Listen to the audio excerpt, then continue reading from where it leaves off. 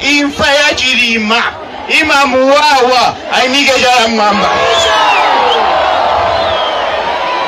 Amene amadandaula mpaka leo za Chilima ainike chala mwamba.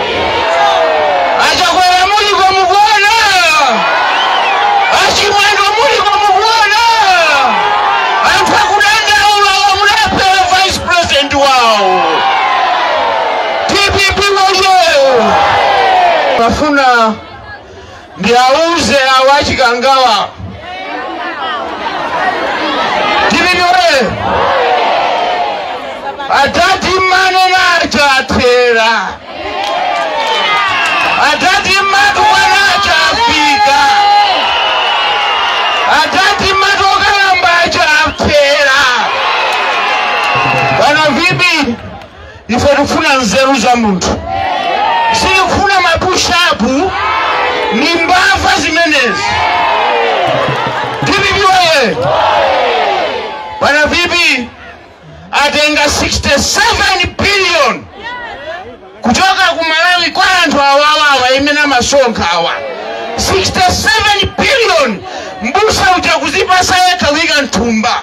67 billion bana vipi 67 billion ikoza kugula mankwala zipatala zonse za ziko lino.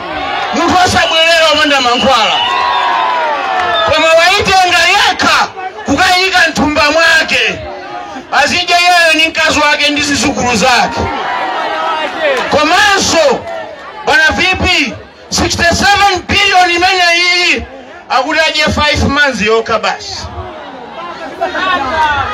Nimafuna ndipempe TPP woye tikatenga boma pa 16 bana vipi tikapange audit tikaona kuti 67 billion imene yagwira ntchito yanji.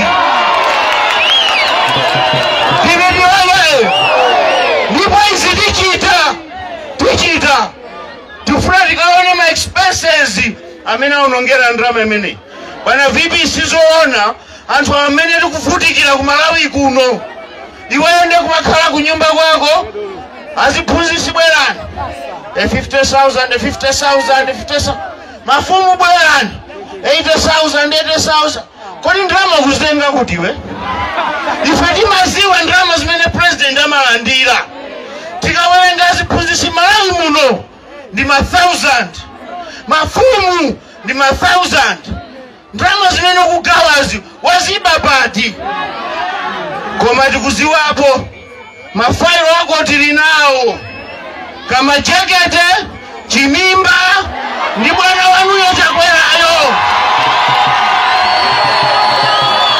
TPP woye muuzane muliko ndrama mukutafunazo eni yake ndi Amalawi ndipo mukachoka pa 16 Amalawi akufuna ndrama zawo. TPP woye bana vipi anatinamiza taona ni Blantyre makampani onse akuluakulu achotsa anathu achosedwa ntchito. Ndizoona inu zoona bale anga kuno ku Blantyre yonse kukhala wapanda minister zoona atakatilankhulire ndani kumeneko. Bana vipi 5 years yachakwera ikuta Blantyre no minister. Tikasapore manya amenewo zoona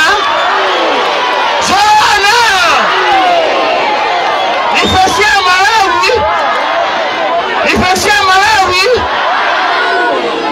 nimafuna mudeke tikasuzumira manifesto ya TPP muli zinthu zabwino zimene atati atikonzera. Tukumvana?